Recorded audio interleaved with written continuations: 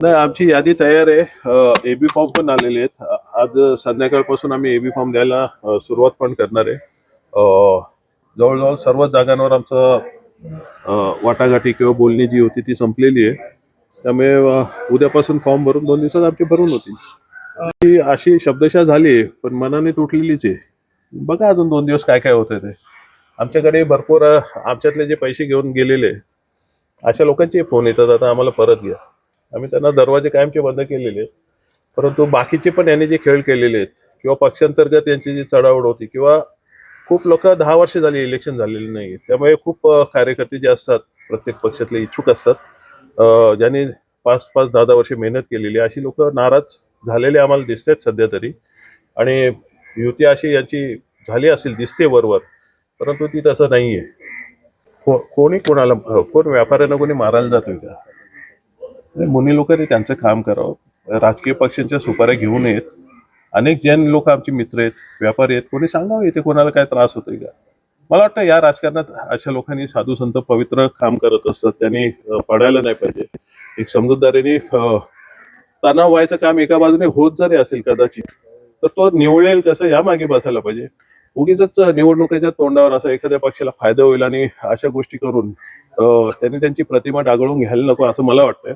अत्यंत नम्रतापूर्वक सांगतो की काही गोष्टी विचार करून सगळ्यांनीच बोलायला पाहिजे. तुमच्याकडनं इतर लोक आदर्श घेत असतात, त्यामुळे तो विचार त्यांनी करावा.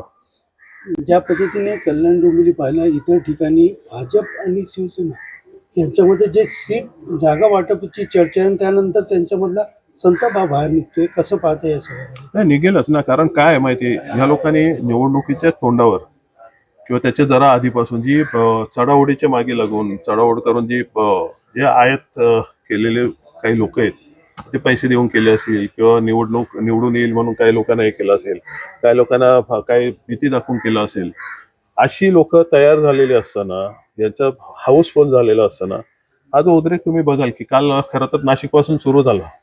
आणि खरं आहे ना, ही इलेक्शन जे कार्यकर्त्यांचे असतात त्यांच्या काही भावना असतात ना, आणि त्या आता जपल्या जात नाहीत असं त्या पक्षातल्या कार्यकर्त्यांना वाटणं साहजिकच आहे. त्यामुळे गडबड तर आहे. आता तुमची भूमिका काय आहे? शिवसेनेबरोबर तुमची ठाकरे गटाबरोबर युती झाली, आमचं एकदम छान चाललंय. किती जागाची बोलणी झालेली आणि पुढे कधी एबी फॉर्म वाटप होणार आहे, फॉर्म कधी भरणार आहेत, काय नाही? मी ते केडीएमसी बाबतीत बोलायचं झालं तर माझे सगळे एबी फॉर्म मी आणलेले आहेत. आतापासूनच द्यायला सुरुवात करतोय, कारण फॉर्म भरायला आता फक्त 2 दिवस राहिलेले आहेत. उद्यापासून आम्ही फॉर्म भरायला सुरुवात करतोय. जागा वाटणी आमची व्यवस्थित झालेली आहे, सगळ्या बाबतीत सहमती चांगली आहे, एकंदरीत चांगलं वातावरण आहे.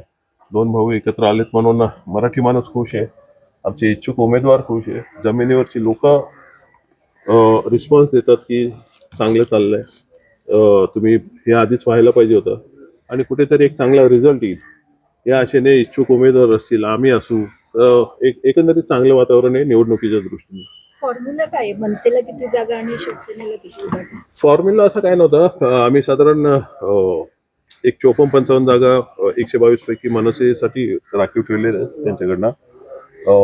बाकीच्या ज्या उरलेल्या जागा आहेत त्याच्यात शिवसेना आणि त्यांचे मित्रपक्ष असतील, राष्ट्रवादी असेल, काँग्रेस असेल, त्यांना कशी ऍडजस्ट करायची ते करून घेणार आहेत. या प्रकारचं एक फॉर्म्युला निघालाय. कल्याणला होईल, डोंबिवलीला होईल. आमचे प्रयत्न चालू आहे. संयुक्त सभा दोघांची व्हायला पाहिजे असे आमचे प्रयत्न चालू आहेत. सभेसाठी आम्ही वेळ पण त्यांना 1 दिवस राखीव ठेवायला विनंती केलेली आहे. महापौर बसेल.